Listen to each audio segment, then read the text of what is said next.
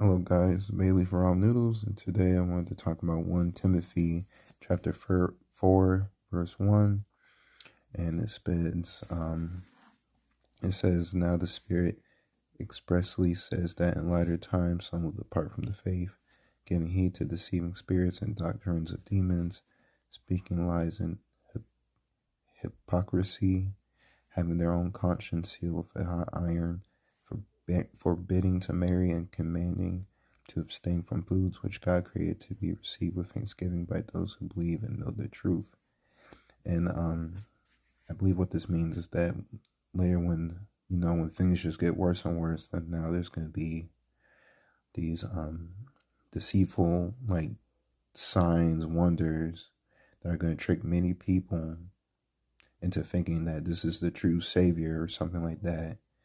And I believe these will probably be like lukewarm Christians, for example. I think these will be the people that will fall for it, like people that say they are of Christ, that they believe Christ, but don't actually live the life of Christ. And so I believe those will be the people that will be deceived to believing these doctrines, these deceiving spirits. But actual Christians that, try to read the word every day and, try to talk to God daily and just basically trying their best to reflect this character, I believe they will withstand this deceiving spirit and just know that it's not of the truth. But lukewarm Christians, I believe, will be the ones that will be depart from this faith. That's what I believe this will be for. I feel like that's why God is going to allow this to happen. He just wants to separate anybody that's actually not of God, where they speak with their lips saying they're of God, but they're actually not doing it with their hearts and living.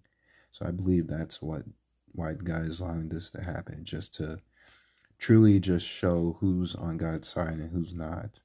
That's why I believe. And these doctrines are going to try to get in the way of God's, what God has set up. Like they're going to try to no longer marry, or they're no longer going to want to marry like what it says. And they're going to try to stay away from foods that God created to be received with thanksgiving. Like they're going to stay with that. They're going to try their best to just keep themselves away from God as much as possible from these deceiving spirits. And it says their conscience will be sealed with iron, means they're never going to change their mind, it seems like. So it's definitely going to be a scary time, if it comes. We just need to trust in God and just hang on tight, and that all this will be worth it once we're finished. But thank you for this Bible study, for staying to this Bible study. I hope you all have a blessed day. Take care, beautiful people. Goodbye.